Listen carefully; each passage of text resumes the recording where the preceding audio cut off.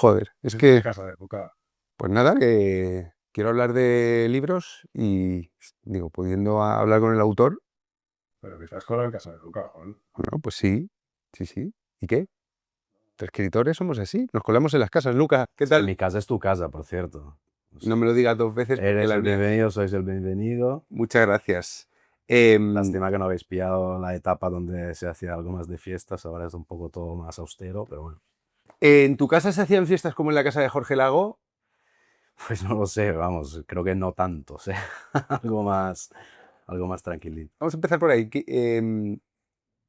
Jorge Lago es uno de los filósofos, es uno de los intelectuales. Podemos tiene cuentas aquí, en tu libro tiene dos almas, el músculo de Iglesias, ¿no? Y de los comunistas, y la estrategia, el ajedrez de los errejonistas, ¿no? Cuando se habla de los intelectuales de Podemos, alguien puede pensar que son gente que está todo el rato estudiando, pero hay una vertiente fiesta muy importante.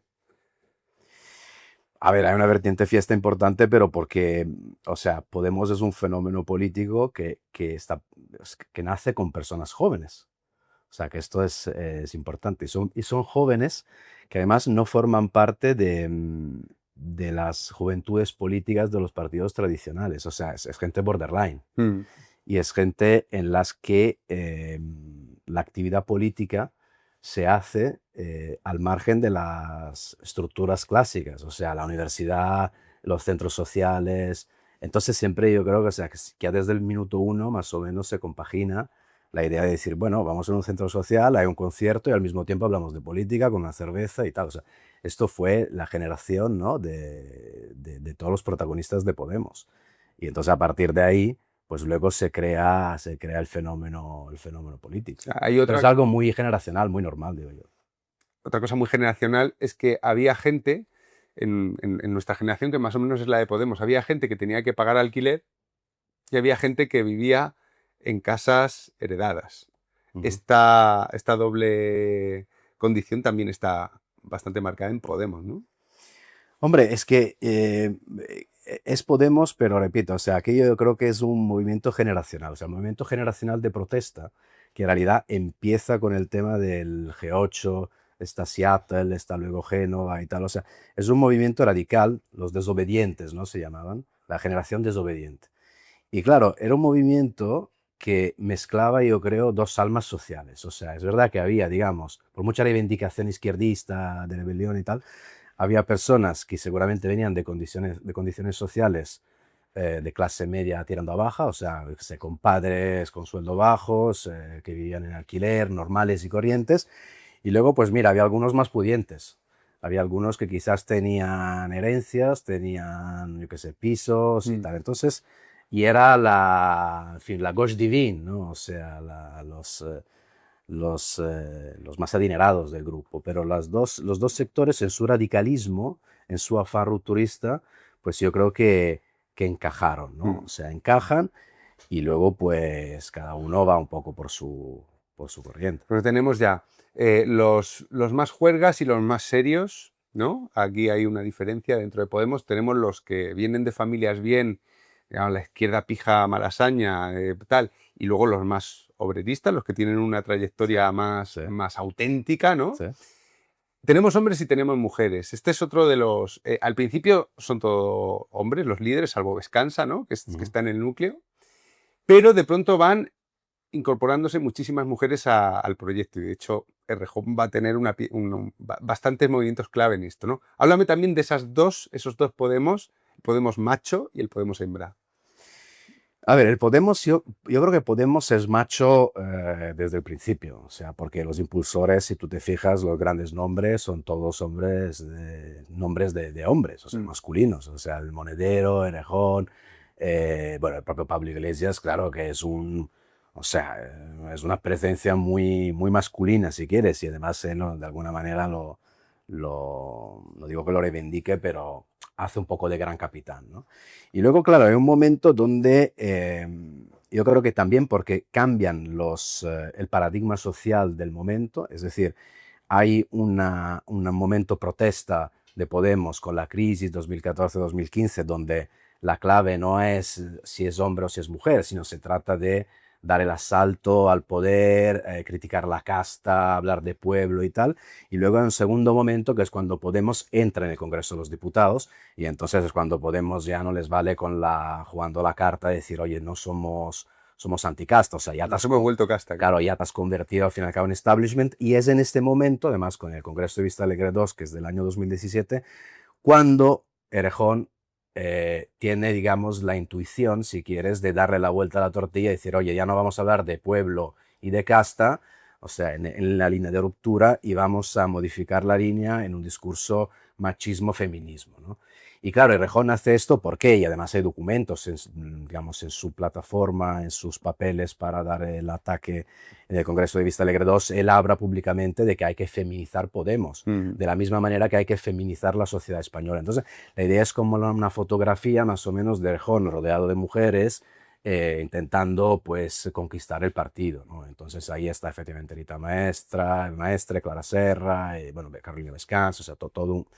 Se feminiza de alguna manera su corriente, ¿no? Aunque la que acaba más feminizada es la corriente pablista con Irene Montero, ya la siguiente etapa. Pero es una reacción a aquello, claro, o sea, porque ellos se dan cuenta que le están robando la clave tú, feminista, el claro, y 2017, entonces hay la reacción de Irene Montero que dice, a ver, no me vais a mí ahora a robar esta...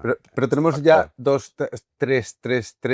Estoy poniendo diferencias dentro de Podemos que son en realidad, los cuentas tú en el libro, contradicciones, el Dr. Jekyll y Mr. Hyde dentro del propio Íñigo Errejón, que va a ser el hilo conductor. Pero hay otra más. Es el Podemos que quiere asaltar los cielos, tomar el cielo por asalto, ¿no? Que quieren ser, bueno, ser un Podemos bolchevique, ¿no? Y un Podemos menchevique que piensa que no hay que asustar, que hay que ir hablando con empresarios, con los think tanks del Partido Socialista, que hay que ir convirtiéndose en una cosa de hegemonía, ¿no? Háblanos también de esta doble alma. Claro, porque tú fíjate que yo creo que la clave ahí es la famosa frase de Pablo Iglesias cuando en Vista Alegre 1, el primer congreso, o sea, estamos en el año 2014, Podemos de la nada se presenta a las europeas, da el pelotazo, saca 1 millón de votos, y todo el mundo diciendo, pero estos quiénes son, o sea, porque aquello fue un gran éxito. Entonces Podemos ahí arma una reflexión que es, ¿qué queremos ser de mayores? Apuestan, como es lógico, por crear un partido político tradicional, es decir, deja la idea del movimiento raro, no, aquí vamos a crear un partido y vamos a entrar en las instituciones. Y entonces hay el Congreso del año 2014. Y en este congreso famoso, donde fíjate que Echenique formaba parte de la corriente anticapitalista, entonces era enemigo de Iglesias y de Errejón, que era el tándem, Iglesias pronuncia la famosa frase dar el asalto, o sea, el poder se toma por asalto, ¿no? Que es un guiño al marxismo, es un guiño a la Comuna de París, o sea, hay varios elementos ahí. Y Errejón en ese momento duda, porque le dice, Pablo, pero tú estás seguro de eso, porque eso va a ser el titular del Congreso, o sea, la prensa, porque él ya piensa en términos de medios de comunicación. Vamos a jodernos la biografía, ¿no? Vamos a jodernos la biografía, efectivamente. Que es un hilo conductor de la historia de Íñigo Errejón, en mi opinión. Y ahí la respuesta de Iglesias es una respuesta, te diría que carismática o de liderazgo puro, que es decir, a ver, Íñigo, no tengas miedo, más o menos, hay que dejarle a los historiadores algo de qué hablar, algo de qué comer, ¿no? Y creo que ahí ese episodio nos revela un poco lo que tú decías, o sea, una línea bolchevique clásica, más o menos clásica, o sea, vamos a dar el asalto, vamos a la guerra relámpago, la llamaban ellos, intentar lograrlo todo en un plazo de tiempo muy limitado.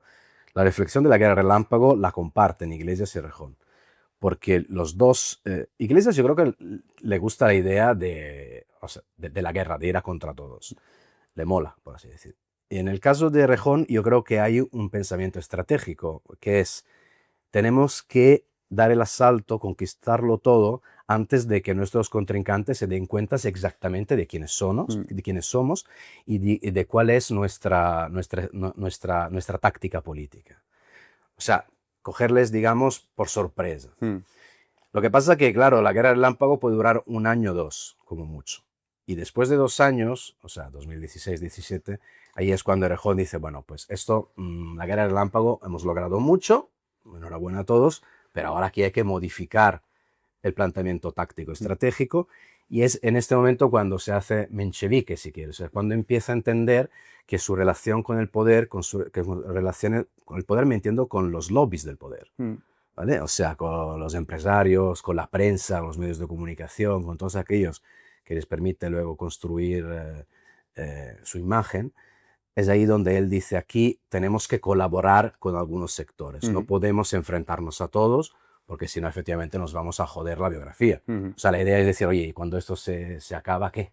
¿Qué va a pasar de nosotros? Hay otra doble condición que es el Podemos leal, el Podemos piña, que acaba siendo el Podemos pablista en torno al secretario general, y el Podemos rebelde, ¿no? Que lo que me ha sorprendido leyendo el personaje es que empiece tan pronto. Yo seguí toda esta historia un poco como la ruptura de los hermanos Gallagher, ¿no? Veías a dos, Errejón y Iglesias, ¿no? Dos amigos, ¿no? Esa foto mítica que hay, que se les ve como de perroflautas, ¿no? Cuando son muy jóvenes, tal. Y que consiguen armar juntos un gran partido, ¿no? Que pega a la guerra relámpago y se sube a 5 millones de votos y tal. Y aquí en el libro cuentas cómo desde el principio, claro, tardamos en enterarnos, desde el principio hay una paranoia inmensa de Iglesias hacia Errejón y también de Errejón hacia Iglesias. Sí, yo creo que nosotros hemos comprado la imagen bonita de los dos amigos del alma, y que, en fin, que van de la mano hasta que en un determinado momento, no se sabe muy bien cuándo empieza, pero empiezan, en fin, a putearse un poco mutuamente, y ahí se genera la famosa ruptura, y es una ruptura entre hermanos, ¿no? Pero yo creo que no es del todo cierto esto. O sea, seguramente, evidentemente, en los años de la universidad, del activismo político, antes de que nazca Podemos, los dos son amigos, es evidente. O sea, en las dos tesis de doctorado que hacen se agradece la ayuda, hablan de ellos así como muy amigos. Pero yo creo que cuando empieza ya la trayectoria política de Podemos, ya son dos personas que se acaban mirando de reojo el uno al otro. Porque Iglesias lo que hace es entregarle a Íñigo la construcción del partido. O sea, Iglesias es eurodiputado, entonces tiene que ir a Bruselas, y lo que dice a Íñigo es, oye, arma tú la formación política, construye el partido. Se trata de viajar en los territorios, en las ciudades, abrir los círculos, hablar con la gente y tal. Pero ya en ese momento, por personas que estaban ya en esta fase de construcción, a mí lo que me dicen es que ya en ese momento Iglesias en realidad duda un poco de Errejón. O sea, ya no le tiene del todo, no está muy confiado en él. Pero, ¿sabes qué pasa? Que es un momento también en el que, por interés, no queda otra que, oye, vamos a ver hasta dónde quiere llegar este chico, ¿sabes? Es que porque Errejón no quería al principio sumarse, no tenía muchas dudas. Él, claro, cuesta convencerlo. Claro, y los pablistas siempre lo recuerdan. Dice, a ver, pero tú cofundador nada, o sea, que tú llegaste de rebote al último minuto. De Bolivia, ¿no? Estaba fuera. Claro, es que Errejón llega de rebote también al 15M. Sí. O sea, Errejón llega al aeropuerto de Barajas porque estaba estudiando para la tesis de Bolivia, y tenía que defender en el tribunal de la universidad, pues... y llega a Barajas y unos amigos le dicen, oye, Íñigo, pásate por la Puerta del Sol porque aquí se está armando la Mundial. Y él al principio no se lo cree, dice, esto es lo de siempre. O sea, algo que yo lo entiendo, porque son todas estas manifestaciones, y lo recuerdo perfectamente porque, en primer lugar, porque en el 15M lo viví personalmente, pero luego porque formo parte más o menos de una corriente generacional parecida. O sea, eran todos estos actos, esas manifestaciones que duraban lo que duraba, llegaba la policía, se desmantelaba todo y punto y pelota. Entonces él no se lo cree. Por eso, cuando nace Podemos, que Pablo Iglesias le pide a Errejón, Íñigo, súmate, por favor, te necesito tal, él al principio duda. Y es muy interesante esa duda, porque en la definición del personaje, para mí es una duda que, o sea, de alguna manera lo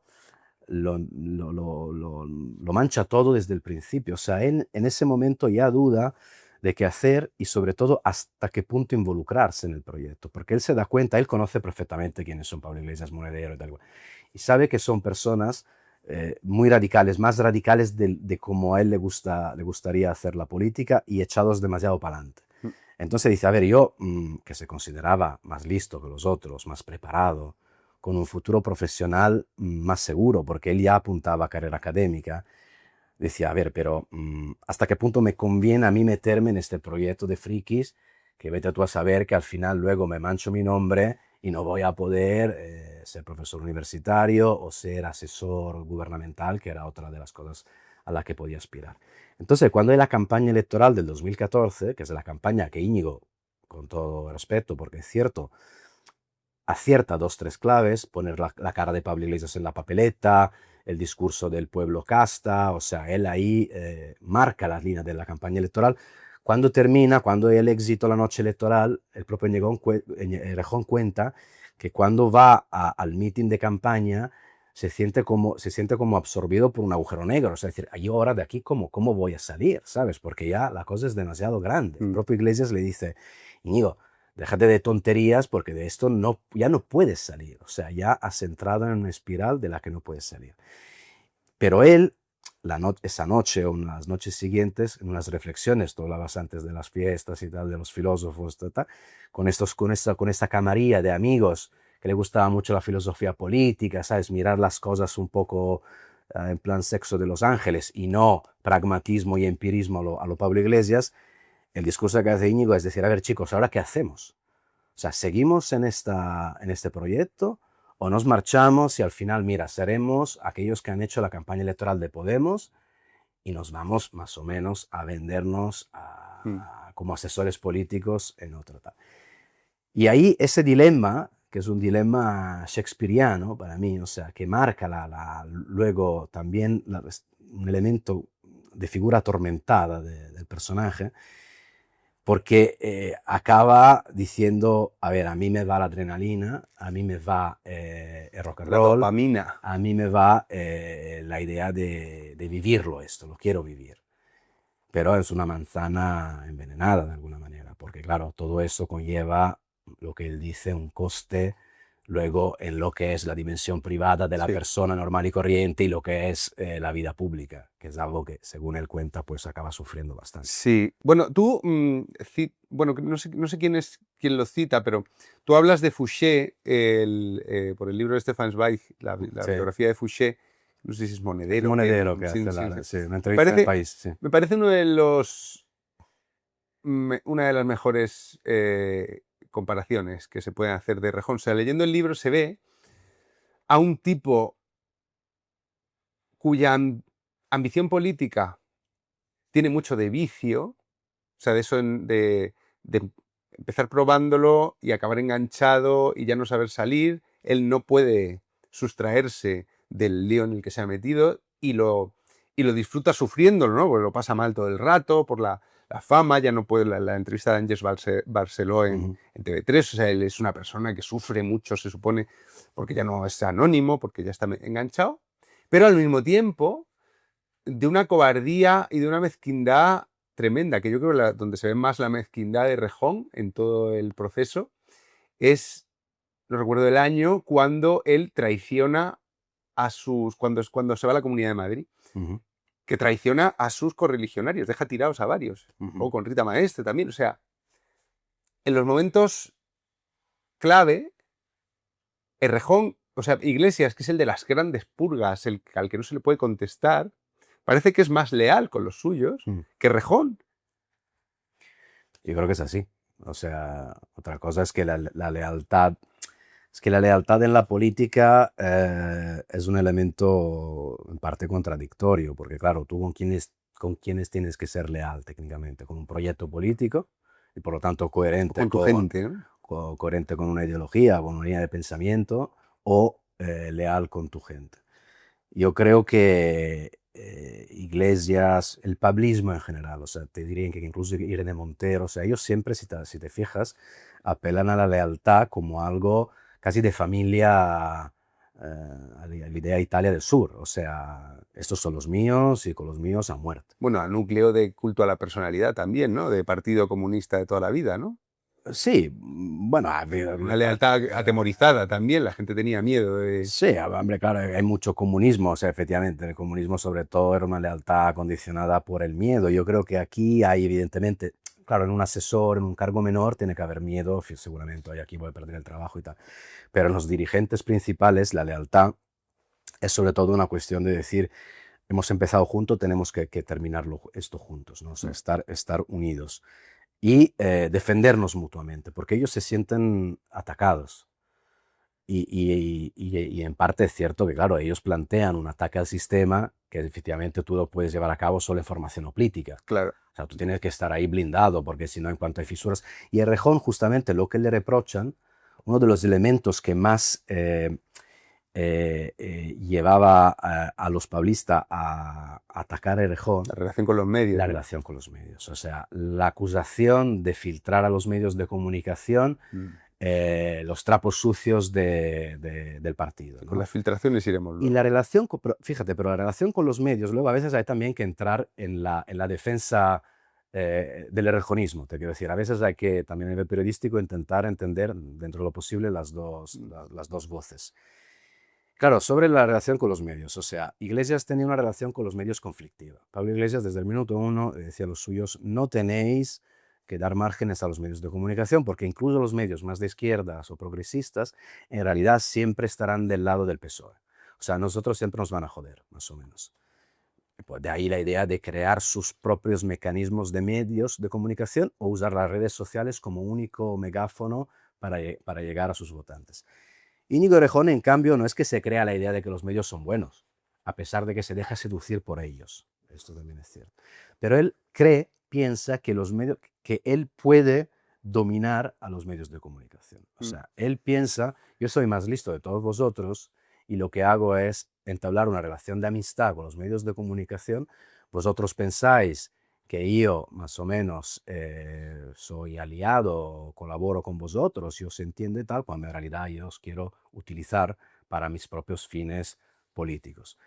Y es una reflexión, o sea, es una reflexión de carácter táctico de la política respecto a los medios de comunicación. Y es una reflexión que cada partido político ha tenido que hacer y tiene que hacer constantemente, sobre todo una formación emergente como podía ser Podemos en aquel momento o Ciudadanos, por ejemplo. Y entonces esta relación que Errejón establece con los medios de comunicación, yo creo que es uno de los elementos que luego le lleva a la gran contradicción de la persona y el personaje, porque al fin y al cabo es al revés de su planteamiento. Son los medios de comunicación que se lo acaban comiendo a él, no al revés. Porque le acaban construyendo de él una imagen edulcorada, Sí, del casi el yerno perfecto. Claro, el yerno perfecto. Y ahí la entrevista famosa del año 2016, fíjate que es 2016, Sí, de Àngels Barceló, TV3. es espectacular. La he visto con... ¿La has visto? Claro, después de leerlo aquí. Sí, sí. ¿Y te ha gustado? Bueno, O sea, es interesante, es un sí, documento... sí, es un documento importante, ¿no? Claro. Porque, sí. Sí, porque ella, fíjate, solo el Sobre programa... todo por quién es Àngels Barceló. Claro. Y luego, fíjate, solo el programa se llama Fuera de Serie. Sí. O sea, un fuera de serie. O sea, es el año 2016, Sí. Podemos acaba de nacer, y Àngels Barceló en TV3 está diciendo que el fuera de serie para ella de la política española es Íñigo Errejón. Y él es muy interesante porque esa entrevista tiene dos partes. La primera, que están en un bar y hablan de política, más o menos. El proyecto de Podemos, la relación con los nacionalistas, y ahí también Errejón hace todo el discurso plurinacional, que hay que seducir a los nacionalistas, que él habla catalán. Fíjate que el primer Pablo Iglesias no busca la conexión con los nacionalistas. El primer discurso que hace Pablo Iglesias en Barcelona, uno de los primeros, es obrerista. O sea, es más o menos izquierda clásica, diciendo aquí los nacionalistas son unos pequeños burgueses y tal. Bueno, es que luego el escándalo de corrupción de Convergencia, de Puyol, Claro, o sea, es aquel momento... Claro. Que Ada Colau también tenía ese discurso contra la derecha catalana clásica. Sí, pero luego lo cambian. Y bueno, Sí, en cambio Íñigo desde el principio lo tiene bastante... La idea plurinacional, que además es una cosa que le importa de Bolivia, o sea, la idea tal... Sí, con las identidades oprimidas y tal. Entonces, y la segunda parte de la entrevista, que es la parte más personal, donde Barceló le pregunta, a ver, ¿quién es Íñigo Errejón persona? Y tal. Sí. Y él ya empieza a hablar en el año 2016 de la dificultad de encajar la dimensión personal a la dimensión política pública. Él dice, a mí antes todo el mundo me llamaba Íñigo y ahora soy Errejón. Y él dice, porque estoy en la televisión y voy por la calle y me llaman Errejón. Y esa fase disociativa, si quieres, yo creo que, como ves, viene de lejos. Sí. O sea, luego él dimite en el año, o sea, 2024. Ujú. Pero ya ahí, digamos, el efecto, Podemos lo llaman el efecto Rolling Stones, o sea, que son estrellas de rock. Y así se sienten. Bueno, de hecho, no sé qué te parece esta reflexión, pero yo he dicho muchas veces que Monedero, Errejón e Iglesias podían haber montado un grupo de música con el mismo objetivo que montar un partido político, que básicamente era triunfar, ¿no? Entonces Errejón tiene por detrás todo lo suyo, sus soldados, su ejército, que en unas cuantas reuniones le dicen, a ver, ya nos han puteado hasta lo máximo, vamos a conquistar el partido. Pero él ahí hace todo un malabarismo, una reflexión, no, pero es que yo no puedo porque si voy directamente contra Pablo, a Pablo le tenemos también que mantener ahí.